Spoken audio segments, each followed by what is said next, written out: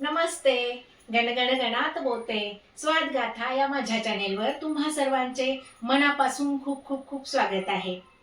नवनवीन पारंपरिक आणि देशी विदेशी अशा या रेसिपीज पाहायच्या असतील तर लवकरात लवकर भेट द्या माझ्या स्वादगाथा चॅनेलला. आणि घरच्या घरी उपलब्ध असणाऱ्या साहित्यामध्ये आणि झटपट होणाऱ्या आणि कृतीने पण एकदम सोपा असणाऱ्या अशा रेसिपीज मी तुमच्याशी शेअर करते, याचा मला खूप आनंद वाटतो आहे. चला तर मग अशा स्वादिष्ट रुचकर सफारीला तयार आहात ना तुम्ही? चला तर मग त्यासाठी लवकरात लवकर सबस्क्राईब करा माझ्या चॅनेलला आणि इथून पुढच्या सर्व रेसिपीसाठी बेल आयकॉनवर क्लिक करायला विसरू नका. चला तर मग वेळ न वाया घालवता आपण लवकरात लवकर रेसिपीला सुरुवात करूया.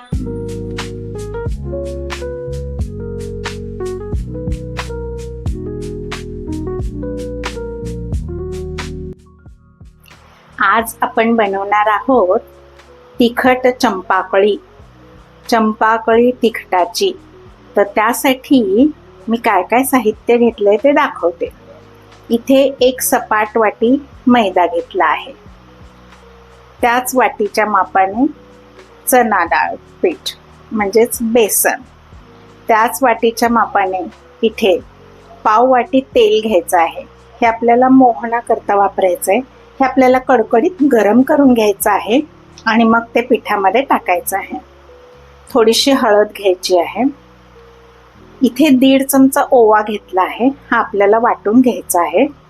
1 चमचा लाल तिखट आणि स्वादानुसार मीठ आणि हे तळणीसाठी तेल घ्यायचं आहे. चला तर आपण आता करायला सुरुवात करूया. हे पहा, आता मी याच्यामध्ये हा मैदा घेते. 1 वाटी घेतलेला आणि ह्याच वाटीच्या मापाने बेसन पीठ घेतलेलं आहे. तर हे सगळं घेऊया.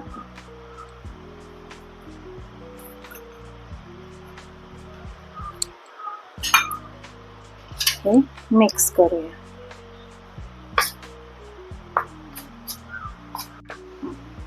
त्याच्यामध्ये आता आपण ही एवढी हळद टाकून घेऊया. त्याच्यानंतर ह्या चमच्याच्या मापाने तिखट घेतलं होतं मी. ते 1 चमचा तिखट आणि या चमच्याच्या मापाने ओवा घेतला होता 1.5 चमचा. तर तो मी इथे बारीक कांडून घेतला आहे. तो आता घेऊया याच्यामध्ये. आणि स्वादानुसार मीठ.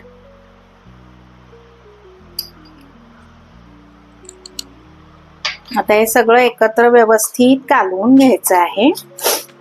आणि मग आपल्याला त्याच्यामध्ये गरम तेलाचं मोहन घालायचं आहे. मी इकडे गरम करायला ठेवलं आहे. आपल्याला आहे. आपण आता याच्यावर मोहन घालून घेऊ. चमच्यानेच हलवा. गरम आहे, हात घालायला जाऊ नका मध्ये. आता हे काय करायचंय आपल्याला, हे मोहन थोडंसं असं पिठाला लागलं, थंड झालं की मी हाताने सगळ्या पिठाला चोळून घेते. हे पहा, हे असं चोळून घ्यायचं आहे पिठाला. प्रत्येक पिठाच्या असं कणापर्यंत तो गेला पाहिजे. मोहन लागलं गेलं पाहिजे. मी हे चोळून एकसारखं करून घेते. तोपर्यंत तुम्हाला जर माझ्या रेसिपीज आवडत असतील तर तुम्ही पटकन माझ्या चॅनेलला सबस्क्राईब करा, लाईक करा, शेअर करा आणि शेजारील बेल आयकॉनवर क्लिक करा. म्हणजे तुम्हाला इथून पुढच्या सर्व रेसिपींचे नोटिफिकेशन्स मिळत राहतील. असा मुटका झाला पाहिजे. थोडं टाकायचं आहे आणि तिंबून घ्यायचं आहे. गोळा आपल्याला घट्ट तिंबायचा आहे. अजिबात सैलसर नकोय.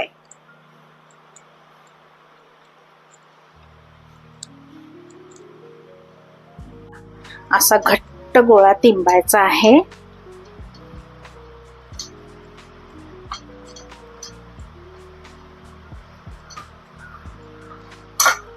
आता हा गोळा आपल्याला 2-3 तास असाच भिजत ठेवायचा आहे. मी आता हा झाकून ठेवते. आता मी याच्यामध्ये असं झाकून ठेवते. याच्यामध्ये असं कांडून घ्या पीठ चांगलं, किंवा हे जर तुम्हाला शक्य नसेल तर सरळ काय करायचं, बारीक बारीक असे याचे तुकडे करायचे आणि मिक्सरच्या भांड्यामध्ये लावून मिक्सरमध्ये आपल्याला हे फिरवून घ्यायचे. थोडंच पीठ घ्या, जास्त घेऊ नका, नाहीतर मग मिक्सरवर लोड येऊ शकतो. असं थोडं थोडंच घ्या आणि ते मिक्सरला टाकायचंय आपण. हे पहा, आणि मग मिक्सरला फिरवून घ्यायचं, म्हणजे छान मऊसूत पीठ तुमचं तयार होईल आणि मग चंपाकळी पण तुमची एकदम सॉफ्ट आणि खुसखुशीत होईल. आता मी मिक्सरला फिरवून घेतल्या आहेत आणि अशा बारीक बारीक गोळ्या करायच्या आणि त्या अशा लाटून घ्यायच्या. आणि ह्या वाटीने अशा मी कट करून घेते.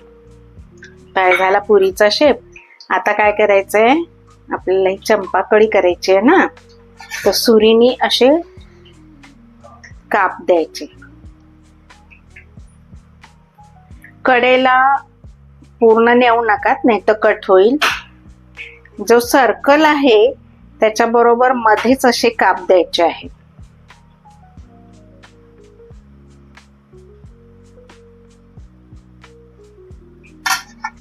आता काय करायचंय, अशी इथे याची रोल करून घ्यायचं आहे. असं नुसतं गोल गोल गोल गोल फिरवायचं आहे. आणि गोल फिरून झालं, ही दोन कडेची टोक आहेत ना, हे आणि हे, तर हा असा फिरवायचा आहे आणि हा असा, किंवा मग हा असा पुढे फिरवा आणि हा इकडे फिरवा. हे पहा असं. आणि हे जर तुमचं कडेचं जास्त जाड राहत असेल तर थोडंसं असं पीठ काढून टाका, म्हणजे तिथे कच्चं राहणार तळल्यानंतर. तर ही झाली तुमची एक चंपाकळी. अशाच मी बाकीच्या सगळ्या करून घेते. तोपर्यंत तुम्ही माझ्या चॅनेलला सबस्क्राईब करा, लाईक करा, शेअर करा आणि बेल आयकॉनला क्लिक करायला विसरू नका. हे पहा, ह्या अशा मी सगळ्या चंपाकळ्या करून घेतल्या आहेत. आता आपण ह्या सगळ्या तळून काढूया. आणि मंद गॅसच ठेवायचा आहे, गॅस वाढवायचा नाहीये, नाहीतर मग एकदम करपतील.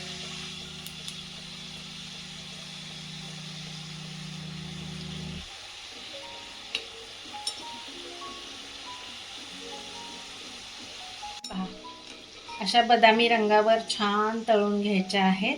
आता मी सगळ्या तळून घेते. तोपर्यंत तुम्ही माझ्या चॅनेलला सबस्क्राईब करा, लाईक करा, शेअर करा.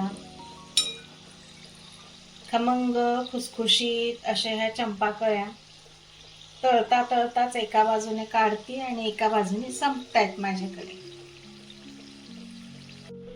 ह्या पहा, ह्या सगळ्या माझ्या चंपाकळ्या तळून झाल्या आहेत. या मंद आचेवर खरपूस अशा तळायच्या आहेत. गॅस मोठा अजिबात करायचा नाहीये. आवडली का माझी ही रेसिपी? आवडली असेल तर तुम्ही पण नक्की करून पहा आणि मला कमेंट करायला विसरू नका. चला तर अशा स्वादिष्ट रुचकर रेसिपीसाठी पुन्हा पुन्हा भेट द्या माझ्या स्वादगाथा चॅनेलला. चला तर मग भेटू आपण पुढील नवीन व्हिडिओमध्ये नवीन रेसिपीसह. तोपर्यंत मस्त खा आणि स्वस्त रहा. माझा व्हिडिओ पूर्ण पाहिल्याबद्दल खूप खूप खूप धन्यवाद. बाय.